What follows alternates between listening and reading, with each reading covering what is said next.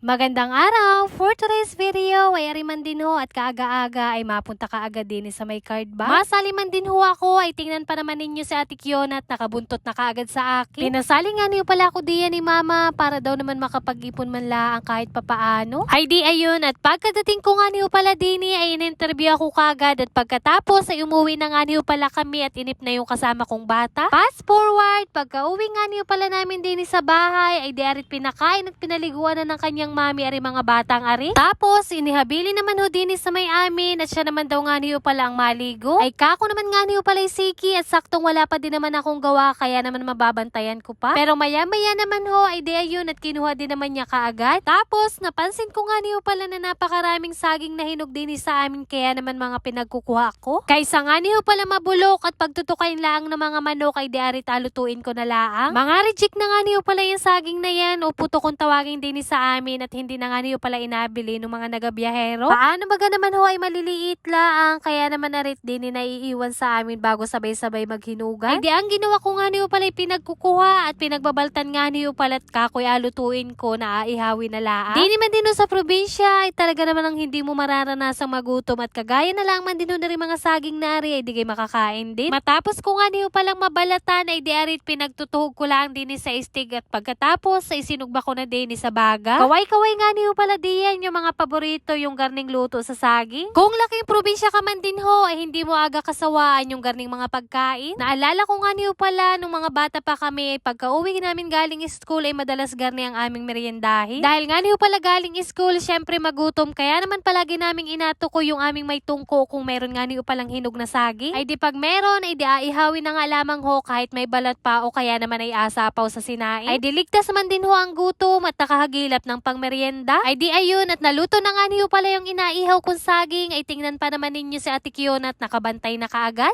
Bandang patanghali naman ho, ay nagasikaso ako ng aming ulam para sa pananghalian. Alutuin ko nga niyo pala yung paan ng manok na nakita ko din sa aming rep. Nilinisan ko nga lamang ho pala yan, saka naman pinag-aalsan ng mga kuko at pagkatapos ay arit nilagay ko na nga rin ho pala din sa kawali. Papakuluan ko nga lamang ho pala yan ng kaunting minuto at medyo papalambutin para pag ginisa ko mamaya ay medyo malambot na. At habang naghahintay naman ho ako na kumulo ay di arit pinag-aasikaso ko naman na yung mga pansamya at mga panlahok na agamitin ko. Naglalagay ko na nga rin ho pala yan sa mga lagayan para mamaya ay diatakta ko na lamang. At sa ilang minuto nga niyo palang paghihintay ay arit kuluan na kaya naman inahon ko na nga rin ho pala yan at inilagay sa isang mangkok. Hindi ko nga niyo pala yan masyadong pinalambot at mamaya naman yan ay makukuluan pa ulit. Hinugasan ko na nga lamang ho pala yung kawaling ginamit ko kanina para yun na nga lang ho pala ulit ang gamitin ko. At saka naman isinalang ko na para naman nga niyo pala magtunaw ako nung butter na gagamitin ko sa panggisa. At nung ayos na nga niyo pala ay di arit pinaglalagay ko na yung bawang at sibuyas. Medyo pinapula-pula ko nga lamang ho palayaan at nung aari na ay di arit tinakta ko na din yung mga paan ng manok. Hinaluhalo ko nga lamang ho palayan na maigi para naman magisa-gisa at pagkatapos ay aringani ho pala at nilagyan ko na din ng toyo. Saktong dami nga lamang ho pala yung nilagay ko diyan at pwede pa naman magdagdag mamaya kung kulangin ang lasa. At hinalo ko nga ho pala yan ulit para naman kumapit doon sa pinakang paan ng manok yung lasa. Naglalagay din nga ho pala ko diyan ng ketchup para nga ho pala mas lalong sumarap yung pinakang sabaw o sauce nung niluluto ko. Syempre, hinaluhalo ko nga lamang ho pala yan ulit para naman kumalat yung mga ipinaglalagay ko. Pagkatapos, ay inilagay ko na nga rin ho pala diyan yung isang bote ng Sprite at nagdagdag na din ako diyan ng isang tasang tubig. Naglagay din nga niyo pala ako diyan ng kabiyak ng Nor chicken at nagdagdag na din ako diyan ng paminta. At syempre, hinaluhalo ko nga lamang ho pala yan ulit para naman matunaw yung nilagay ko mga pampalasa. Hihintayin nga lamang ho pala yung makuluan, medyo maigay yung pinakang sabaw at pag lumapot na ay di ayos na yun. At sa ilang minuto nga niyo palang paghihintay ay di arit medyo naiga na kaya naman inilagay ko na nga rin ho pala diyan yung siling pula. Naglalagay nga niyo pala ako niyan para kako nga niyo pala medyo mahalang naman pag kinain. Dahil sa tingin ko nga niyo pala kinulang yung anghang kaya naman nagdagdag pa din ako diyan ng siling berde. At isa pa kako nga niyo para naman maganda-gandang tingnan. Sa ilang minuto ko nga niyo palang pagluluto ay di arit ayos na kaya naman isinalin ko na nga rin ho pala sa mangkok. Pagkasalin ko nga niyo pala din sa mangkok ay talaga namang ako'y takam na kaya naman kumuha na kagad ako ng isang pirasong paa. Pero dahil medyo magutom na nga rin ho pala, ay nakiuna-una na ako din kumain at talaga namang mahapde na ang sikmura. Napaaga nga niyo pala yung pag-aasikaso ko ng pang-ulam din kaya naman maaga pa din laang ay tapos na ako. Kaya ayun at ako'y kumain na nga rin ho pala din sa may labas ng bahay namin. Kaya naman thank you Lord sa lahat ng blessing. Kain na po tayo.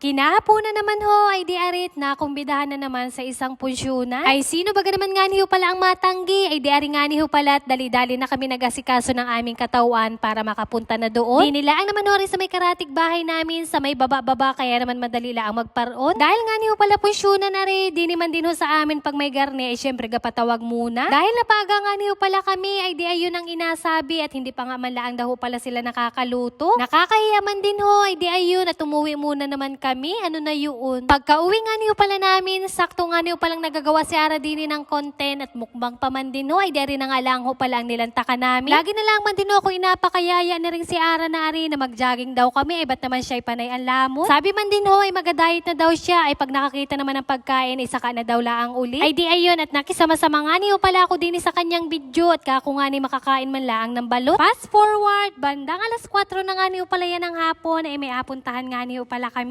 Kasama na naman nga niyo pala namin diyan yung alaga naming asong si Patras at talaga namang kiuna-una pa sa aming sumakay. Mapunta nga niyo pala kami ngayon ng Lapog para nga niyo pala kunin yung taratong mga pananim ni ate. Pagkarating nga niyo pala namin din ay diarit pinagtulungan na nga niyo pala nilang ilagay din sa sasakyan. Ay paano baga ho yan? Ay hanggang din na laang muna at matulong muna naman ako. At yun lamang for today's video. Maraming salamat sa inyong panonood. God bless.